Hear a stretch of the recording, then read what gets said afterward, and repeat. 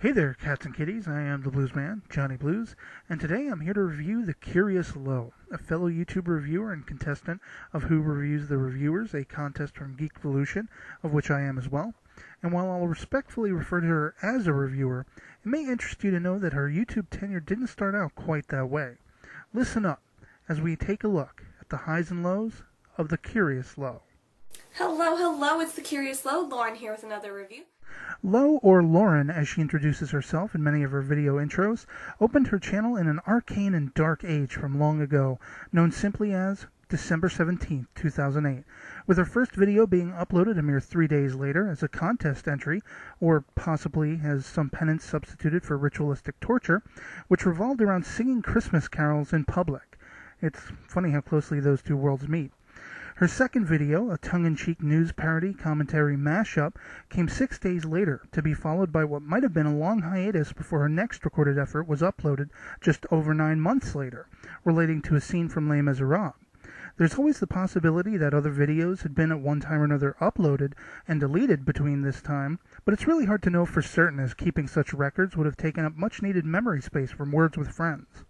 However, what is easily divined is that in the early going of her channel, it seems apparent that Lo lacked any sense of consistency in the type of videos she wanted to make, a point on which I and many others thrust into this internet video medium can entirely relate to and sympathize with. But what is certain beyond such a revelation is that her focus in video making was far sharper when she set her eyes on doing reviews.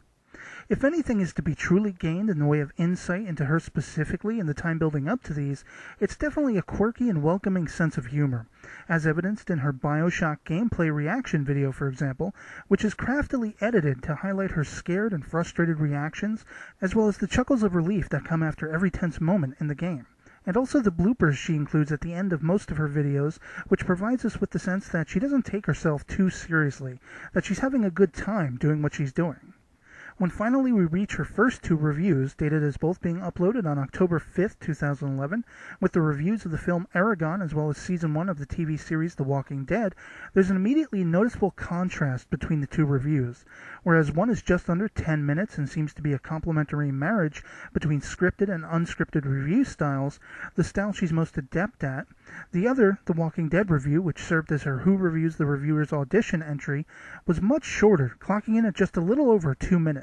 Now, the audition needed to fall into the time frame allowed by the submission requirements at the time, and in viewing it now, it does feel a bit forced as a result, that she had to cram in as much of what she needed and wanted to say as possible within the time allotted. And while this gives The Walking Dead review a bit of a brusqueness to it, she does give it a good shot, covering all the most notable points as she sees them, while also throwing in a few small personal opinions on the season as well. And this leaves us with the easily stronger of the two reviews, that of the film Eragon, which is done in a much less oppressive format. She's sitting comfortably and communicates to the audience in a very accessible way.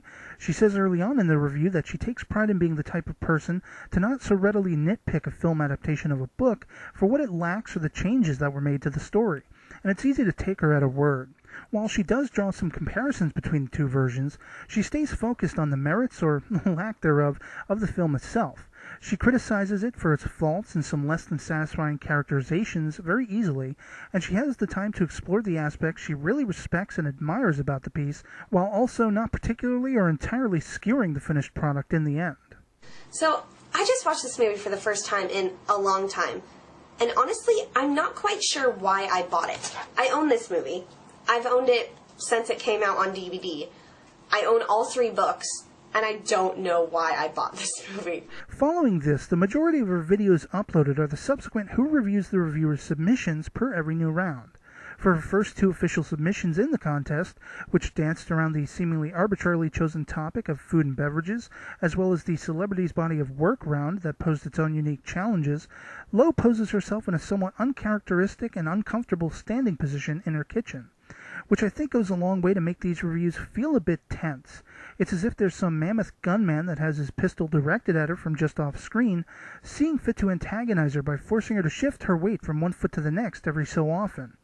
While both of these reviews gives us a lot of information about their respective review topics, she speaks in discomforted, rapid clips, and it just doesn't feel like they're quite as thorough as a consequence of this poor framing, which in turn gives it an overall uncoordinated feel to them by the end.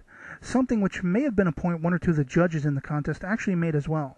But as the contest progressed, with each of her submissions to follow, you can see that her approach to them were guided by the constructive criticisms that the judges offered her in every round.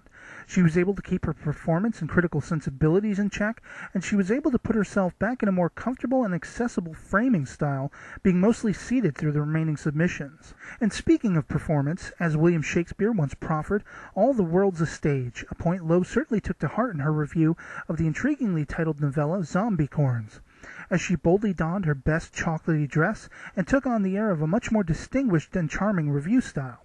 She embodies confidence in her discussion of the story and its characters, being readily familiar with it, and gives the impression she's easily found it relatable as well. She also fairly criticizes the overall piece for its leaving much to be desired ending. The only fault with this review is potentially being the visual discontinuity of the editing.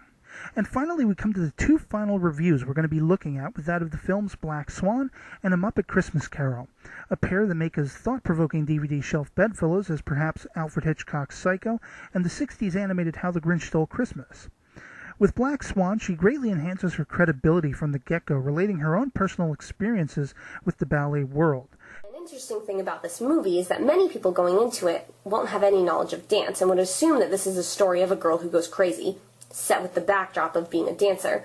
The sad truth of this movie is actually incredibly true to life, as I myself have witnessed countless dancers, both boys and girls, stop at nothing to get their part. Eating disorders and backstabbing. When you don't get the part, it begins to weigh on your psyche, as well as hinders the overall experience watching the review with a sad lacking in stills and other adequate imagery. This is surely outdone once we reach the Muppet Christmas Carol review, one that could have been made all the more challenging by the arbitrary criteria that was required to fit naturally within the confines of the review itself. It is here Lo masterfully brings together all her natural talents, allowing her familiarity of the film to keep pace with both her humorous and relatable sides. And she also overcomes nearly all of the performance and presentation obstacles that have carried through her catalog of reviews up to this point. Whether the film itself is one fitting to your personal tastes, what she tells the viewer about it and how she relates the strengths and weaknesses it has easily earns the respect of an open-minded newer viewer, while also allowing to those who have followed her for a while the insight into her own strengths and weaknesses and her ultimate mastery of both. A great effort. And so with that, we leave our look at the YouTube history of the Curious Lo there for now, and wonder ponderously just what the next chapter in her online travels will behold. And whatever that may entail, I can say most assuredly that she will face any challenges thrust upon her with the skill and good humor that is so readily evidenced by all we've seen up to now. Thank you all very much for tuning in and sharing this journey with me. May this video find you well, and I'll catch you all later. Peace.